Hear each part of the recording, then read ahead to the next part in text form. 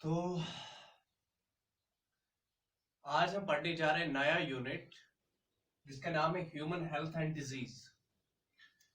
तो इसके दो पोर्शंस हैं, एक तो जिसमें डिजीज वाला पोर्शन है और दूसरा है जो पर्टिकुलरली एनसीईआरटी ने इम्यूनोलॉजी के लिए रखा है।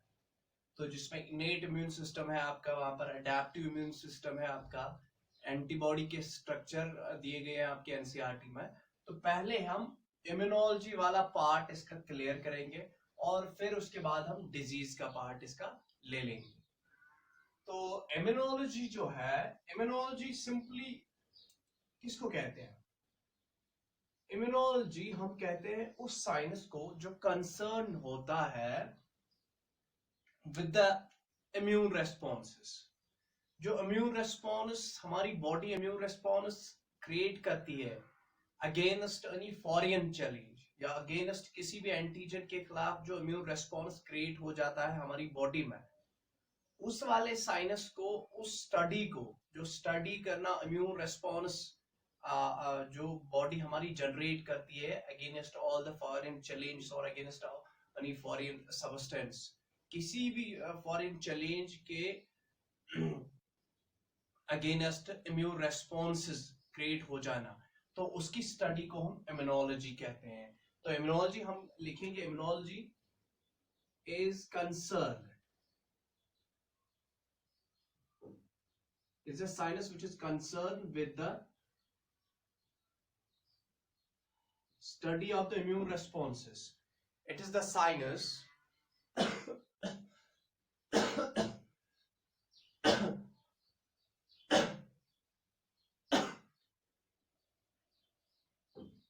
is a science which is concerned with the study of immune response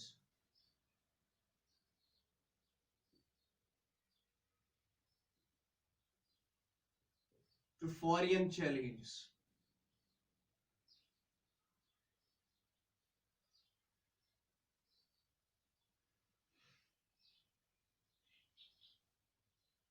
तो दैट मीन्स इम्यूनोलॉजी वो साइंस है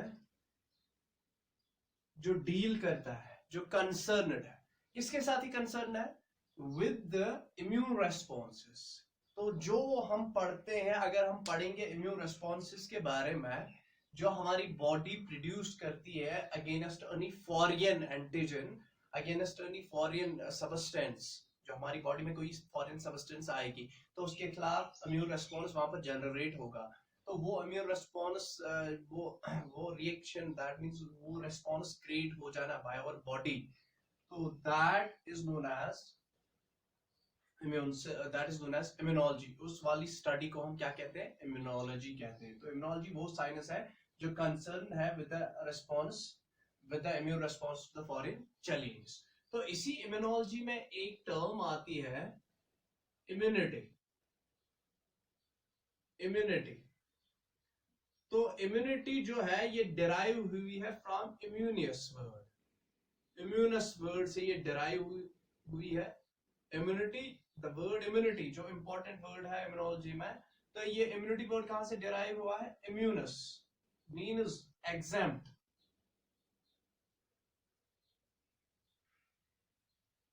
एग्जेम्प्ट, ठीक है। तो ये जो इम्यूनिटी है, इम्यूनिटी सिंपली एक कैपेबिलिटी होती है, एबिलिटी होती है एक organism. Ability of an organism, ability of an organism to show resistance, to show resistance or to fight against infections, resistance, to show resistance against infections।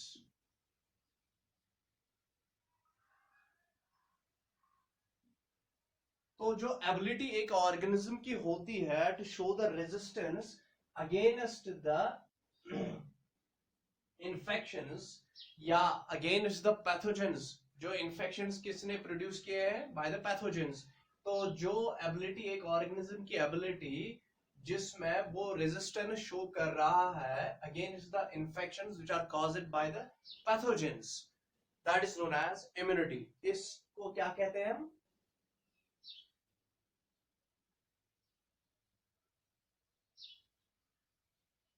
Immunity कहते हैं।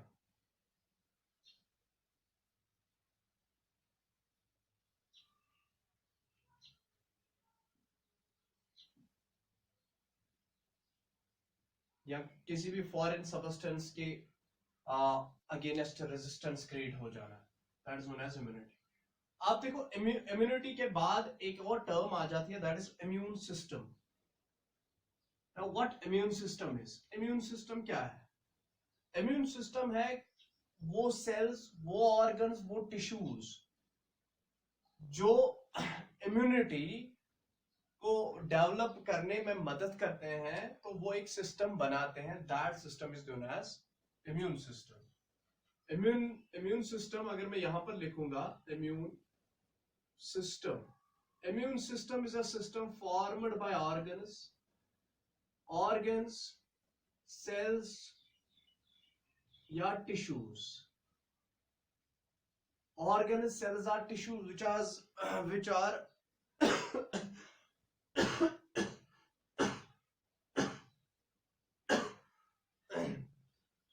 organs, cells and tissues जो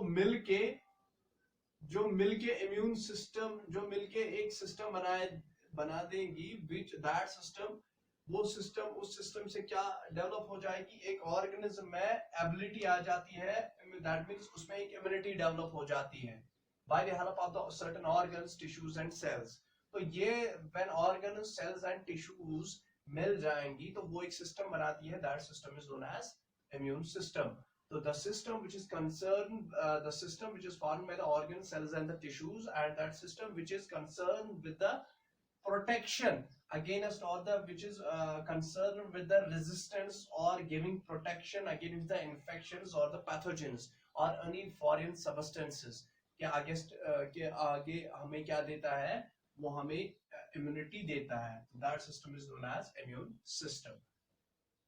यहां तक clear है? अब immune system, अब जो immunity है, इम्यूनिटी दो किस्म की होती है, एक तो होती है अडैप्टिव इम्यूनिटी और दूसरी होती है innate immunity. Innate immunity by birth वाली इम्यूनिटी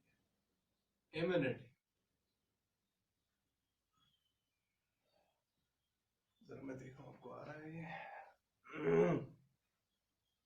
7 मिनट्स, ठीक है।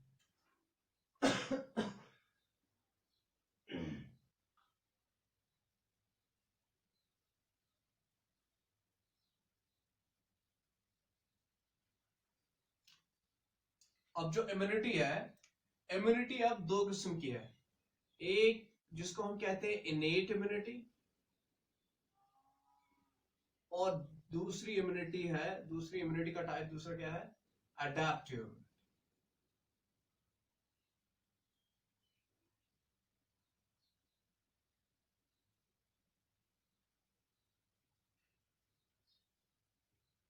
चलिए अब हम पहले देखते हैं इनेट इम्यूनिटी क्या है। What is इनेट immunity? ये वो वाली इम्यूनिटी है, ये वो वाली एबिलिटी है एक ऑर्गेनिज्म की जो बाय बर्थ उसमें होती है। बाय बर्थ उसमें एक एबिलिटी होती है टू फाइट अगेंस्ट इन्फेक्शंस। तो that ability, that immunity is known as innate immunity. Innate immunity is the immunity which is present by birth. It is known as natural immunity.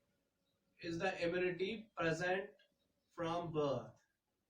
Immunity present from birth, जो birth से ही लेकर present हो एक individual में, that immunity is known as innate immunity. इस immunity को हम natural immunity भी कहते हैं, natural या inborn immunity.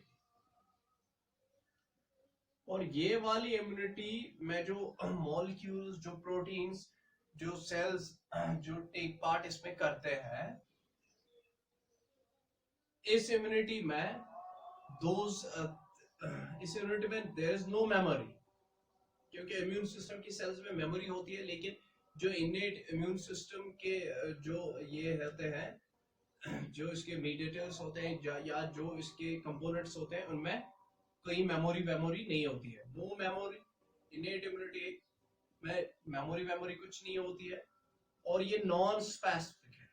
Non specific immunity, ये पर्टिकुलर किसी फॉर एग्जांपल वायरसेस के लिए अडेप्टिव इम्यून सिस्टम में फॉर एग्जांपल इंटरफेरोन्स निकलते हैं, तो that means particular type of responses generate होते हैं फॉर पर्टिकुलर टाइप ऑफ ये पैथोजेंस के लिए या एंटीजेंस के लिए। बट ये जो इनेट इम्यूनिटी होती है, innate immunity non specific immunity होती है। नॉन स्पेसिफिक इम्यूनिटी मतलब कि ये किसी पर्टिकुलर पैथोजन के लिए या पर्टिकुलर किसी फॉरेन पार्टिकल के लिए ये फंक्शन नहीं होती है। कोई भी, चाहे बैक्टीरियल इन्फेक्शन हो, चाहे वायरल इन्फेक्शन हो, चाहे प्रोटोजोअल इन्फेक्शन हो, किसी कोई भी पैथोजन का इन्फेक्शन हो, हर पैथोजन के इन्फेक्शन को ये हर किस्म के इन्फेक्शन पर ये क्या करेगी, ये एक्शन करेगी।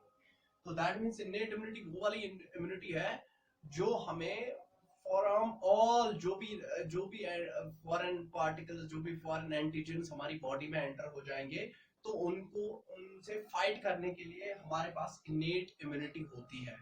तो एक इनेट इम्यूनिटी एक जनरल इम्यूनिटी है जो बर्थ से ही प्रेजेंट होती है। एक बच्चे जब जन्म लेता है तो फ्रॉम बर्थ ही उसमें एक इम्यूनिटी होती है, एक एबिलिटी होती है उसकी बॉडी की टू फाइट अगेंस्ट इन्फेक्शंस। उस एबिलिटी को हम इम्यूनिटी कहते हैं, और उस इम्यूनिटी जो उसके बर्थ से ही इम्यूनिटी प्रेजेंट है, that immunity is known as innate immunity. और ये जो इनेट इम्यूनिटी है इसको हम नेचुरल और इनबॉर्न इम्यूनिटी भी कहते हैं।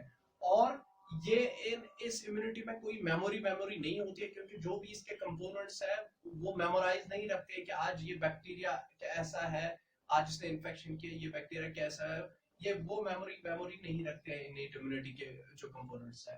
तो इसी तरह ये इनेट इम्यूनिटी क्या है, ये नॉन स्पेसिफिक इम्यूनिटी है। ये किसी पर्टिकुलर एंटीजन के लिए, पर्टिकुलर पैथोजन का जो इन्फेक्शन है, चाहे बैक्टीरियल इन्फेक्शन हो या वायरल इन्फेक्शन हो, उसके लिए ये पर्टिकुलर नहीं है। या हर कोई इन्फेक्शन हो, हर कोई फॉरेन पार्टिकल हमारी बॉडी में आएगा तो उसके लिए वहां पर एक्टिव हो जाएगी कौन, इनेट इम्यूनिटी। उसके बाद अगर मुझे फॉर एग्जांपल अगर मुझे अब एक्सपोजर हो गया, मेरे पास कोई पर्टिकुलर एंटीजन आ गया, तो उसके बाद एक एडेप्टिव इम्यूनिटी क्रिएट हो जाती है, दैट मींस ये स्पेसिफिक इम्यूनिटी है। तो ये वायरसेस के लिए अलग से एंटीबॉडीज सेक्रेट करेगी, या दैट मींस ये स्पेसिफिक इम्यूनिटी है, लेकिन ये नॉन स्पेसिफिक इम्यूनिटी होती है। तो इनेट इम्यूनिटी क्या है, it's the non specific immunity. अब ये जो इनेट इम्यूनिटी है, इनेट इम्यूनिटी ये फर्स्ट लाइन ऑफ डिफेंस भी, it acts as a first line of defence, first line of defence. तो फर्स्ट लाइन ऑफ डिफेंस, हमारी बॉडी का first line of defence against any pathogen, against any infectious particle कौन होती है, innate immunity. तो इनेट immunity हमारे में that means first line of defence ये एक्ट करती है, it acts as a first line of defence, innate immunity. और ये नॉन स्पेसिफिक होती है, हर किसी एंटीजन, हर किसी पैथोजन पर ये एक्ट होती है। ये किसी स्पेसिफिक पैथोजन पर ये एक्ट नहीं होगी, ये हर किसी पैथोजन पर एक्ट करती है, एक्टिव होती है। ठीक है, तो इसमें कोई एक्सपोजर नहीं चाहिए होता है कि पहले मुझे वायरस का एक्सपोजर हो जाए उसके बाद मुझ में इम्यूनिटी जनरेट हो जाएगी। तो वो अडेप्टिव इम्यूनिटी है जिसमें पहले एक्सपोजर एंटीजन का या पैथोजन का एक्सपोजर चाहिए, उसके बाद वो अडेप्टिव इम्यूनिटी डेवलप हो जाती है। लेकिन it doesn't need any exposure, previous exposure इसको नहीं चाहिए, previous exposure to antigen और pathogen। तो ये एक नेचुरल इम्यूनिटी है जो बाय बर्थ होती है। अब देखते हैं हम इनेट इम्यूनिटी के एलिमेंट्स, इनेट इम्यूनिटी के elements of innate immunity. Now we will discuss about the elements of innate immunity. Elements of innate immunity.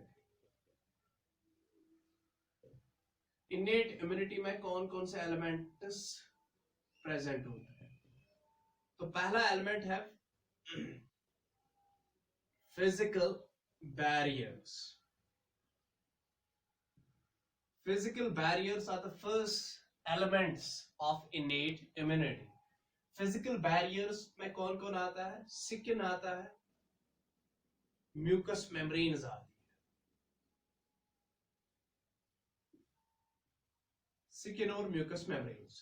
For example जो स्किन है, स्किन एक एलिमेंट है इनेट इम्यूनिटी का।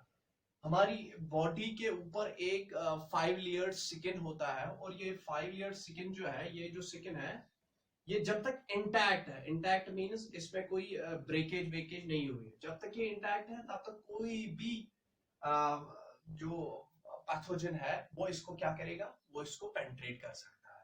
तो जब तक स्किन इंटैक्ट है, no pathogen, no pathogen, no pathogen can pass. तो कोई पैथोजन हमारी बॉडी के अंदर नहीं जाएगा जब तक हमारा स्किन इंटैक्ट है, फुल्ली कंपैक्ट, ठीक है।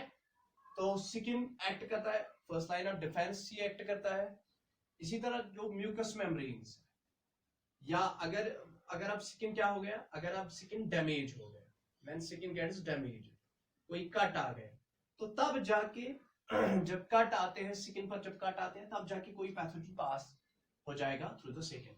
म्यूकस मेम्ब्रेन्स है, हमारी एलिमेंट्री कैनाल के अंदर भी म्यूकस, ये म्यूकस लाइनिंग होती है, चाहे वो स्टोमक हो, चाहे वो रेस्पिरेटरी मेम्ब्रेन्स हो, चाहे वो आईज के अंदर का आईलिड हो, आईलिड के अंदर क्या है, वो म्यूकस लाइनिंग्स होती है, लैक्रिमल ग्लैंड्स वहां पर होते हैं। तो that mean mucous membranes, mucous lining हमारे एलिमेंट्री कैनाल या हमारी बॉडी पर हर कहीं पर म्यूकस मेम्ब्रेन्स पाई जाती है। तो अगर फॉर एग्जांपल यहाँ पर म्यूकस मेम्ब्रेन्स है, तो म्यूकस मेम्ब्रेन भी क्या करती है, या रेस्पिरेटरी ट्रैक्ट में म्यूकस मेम्ब्रेन्स है, हमने फॉर एग्जांपल इनस्पायर किया, तो इनस्पायरेशन के दौरान जो एयर हम इनस्पायर करते थे उसमें मे बी उसमें पैथोजेंस आएंगे, मे बी उसमें स्पोर्स आएंगे, पैथोजेंस के स्पोर्स आएंगे। तो वो माइक्रो ऑर्गेनिज्म के स्पोर्स, वो म्यूकस जो है, वो म्यूकस मेम्ब्रेन म्यूकस सेक्रेट करेगी और म्यूकस में वो ट्रैप हो जाएंगे।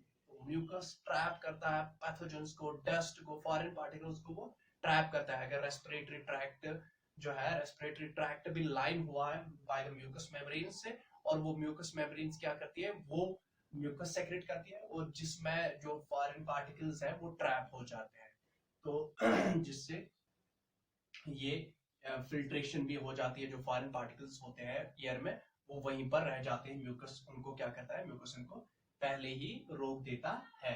तो दीज, ये तो फिजिकल बैरियर्स हो गए। इसी तरह केमिकल, देखो केमिकल, इसमें केमिकल बैरियर्स में हमारे में यहाँ से निकलता है, हमारे ऑर्गन से HCl निकलता है, हमारे ग्लैंड से HCl निकलता है, हमारे मुंह में लाइसोजाइम्स है, सलाइवा में लाइसोजाइम्स होते हैं, यहाँ आंखों में लैक्टोफेरन,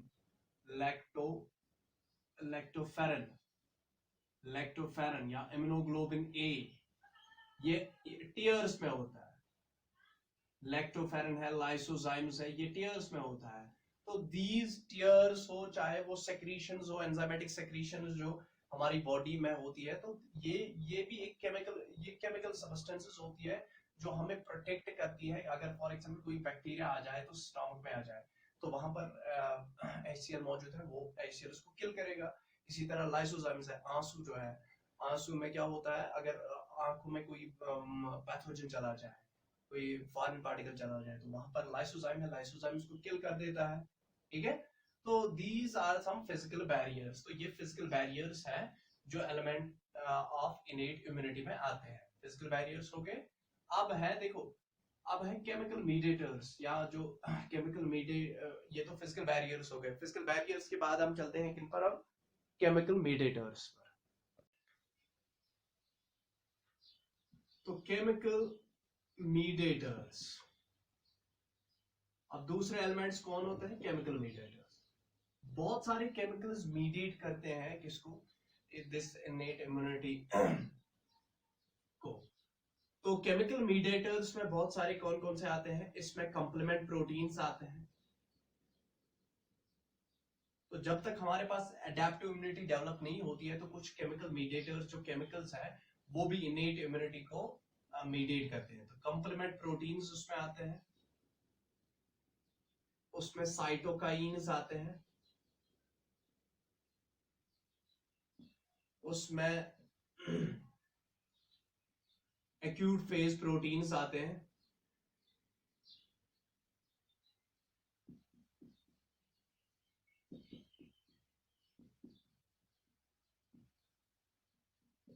उसमें पैथोजन, ये पैटर्न रिकॉग्नाइजेशन मॉलिक्यूल्स, पैटर्न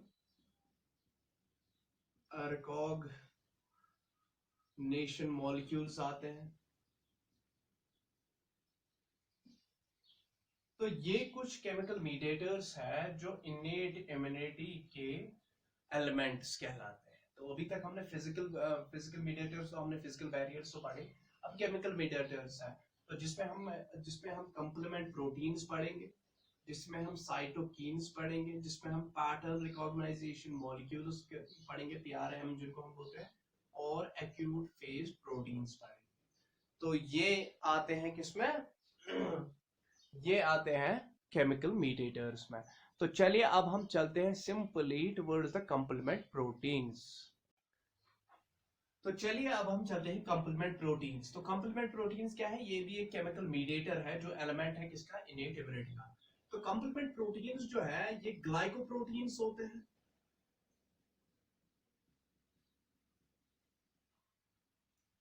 ये ग्लाइकोप्रोटीन सिंथेसाइज होते हैं मेनली बाय लिवर, और ये सॉल्युबल होते हैं। ग्लाइकोप्रोटीन सॉल्युबल होते हैं और mainly they are synthesised by liver. तो लिवर इनको सिंथेसाइज करता है, और फिर ये जब लिवर इनको सिंथेसाइज करता है तो ये ब्लड में प्रेजेंट होते हैं। ठीक है,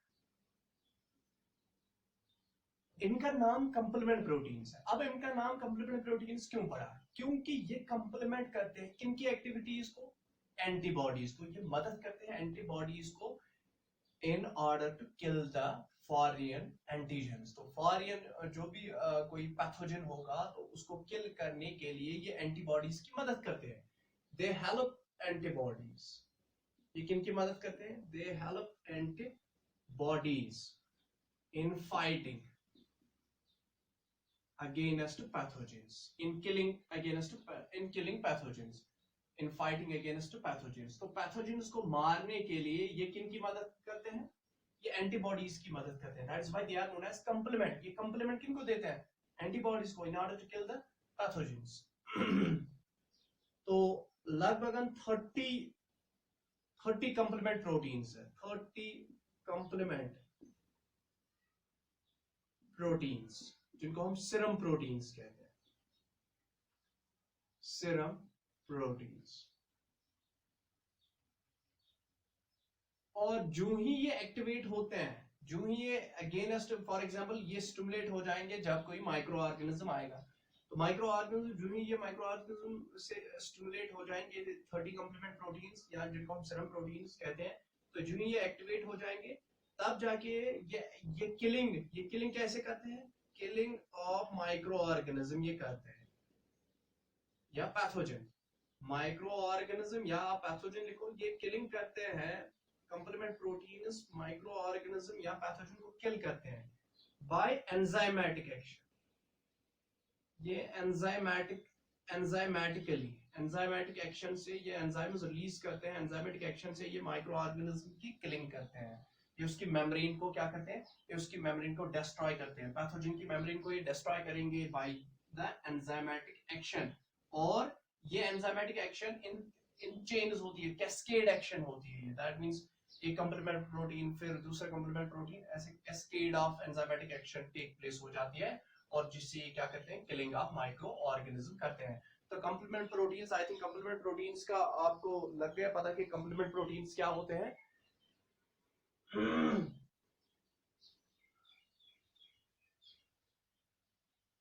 सॉल्युबल प्रोटीन्स होते हैं ये, और ग्लाइकोप्रोटीन्स होते हैं ये मेनली सिंथेसाइज होते हैं लिवर से। और ये मदद किस में करते हैं? Fight against the pathogens. ये मदद करते हैं एंटीबॉडीज को इन किलिंग पैथोजेंस। तो 30 सीरम प्रोटीन्स और कंप्लीमेंट प्रोटीन्स है। तो ये सीरम प्रोटीन्स जब एक्टिवेट हो जाते हैं, ये कंप्लीमेंट प्रोटीन्स जब एक्टिवेट हो जाते हैं, तो ये देखो ये स्टेप वाइज एक्टिवेट होते हैं। तो जो ही एक्टिवेट हो जाते हैं तो उसके बाद ये एंजाइमेटिक एक्शन कर लेते हैं और ये किल करते हैं किसको? एक माइक्रो ऑर्गेनिज्म को। तो ये तो कंप्लीमेंट प्रोटीन्स हो गए। अब इसके बाद हम कंप्लीमेंट प्रोटीन्स के बाद हम उठाते हैं अब साइटोकिन्स को। साइटोकिन्स दोनों इनेट इम्यूनिटी में भी होते हैं और एडेप्टिव इम्यूनिटी में भी होते हैं, लेकिन अभी हम साइटोकिन्स जो है, cytokines another element of innate immunity. तो साइटोकिन्स क्या होते हैं? लो मॉलिक्यूलर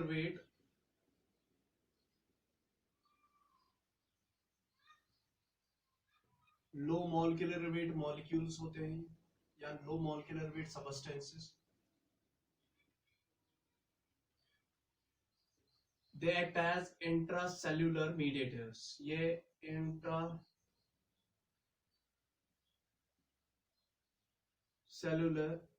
मीडिएटर्स होते हैं और इनको सेक्रेट करती है particular type of cell population. They are secreted, they are synthesised by the particular type of cell population.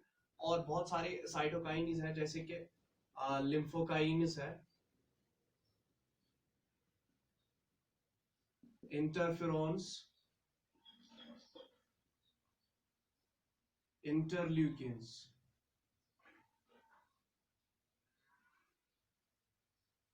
कीमोकाइन्स भी इसी में आते हैं। तो जो इंटरफेरॉन्स है, इंटरफेरॉन्स बेसिकली सेल तब इंटरफेरॉन्स टाइप ऑफ साइटोकाइन ही है। इंटरफेरॉन्स तब एक सेल प्रोड्यूस करती है जब उसमें वायरल इन्फेक्शन। तो वायरल इन्फेक्शन के दौरान इंटरफेरॉन्स सेल्स इंटरफेरॉन्स रिलीज करती है। Interferons are released when the cell is under viral infection. तो कीमोकाइनेस जो है, कीमोकाइनेस किस में मदद करते हैं? Help in migration, they guide the migration of WBCs, white blood cells की। ये गाइड किसको करते हैं? Guide migration of WBCs, कीमोकाइनेस। ये पॉजिटिवली चार्जेड सबस्टेंसेस होती है, पॉजिटिवली चार्जेड सबस्टेंसेस होती है ये, और ये माइग्रेशन गाइड करती है माइग्रेशन ऑफ WBCs। तो WBCs जब माइग्रेट करती है तो उनकी माइग्रेशन को गाइड कौन करता है? कीमोकाइनेस करते हैं। तो इंटरफेरॉन्स क्या करते हैं? ये वायरल इन्फेक्शन के दौरान रिलीज होते हैं by the viral infected cell. और इसी तरह लिम्फोकाइन्स है, इंटरल्यूकिन्स है। तो ये सारे, ये जो इंटरल्यूकिन्स है, कीमोकाइन्स है, ये सारे क्या करते हैं? ये सारे सिंपली क्या है?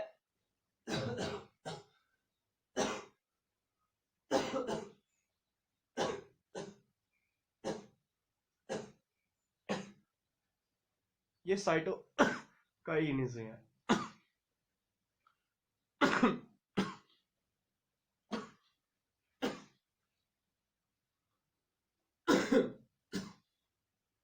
तो आज इतना ही।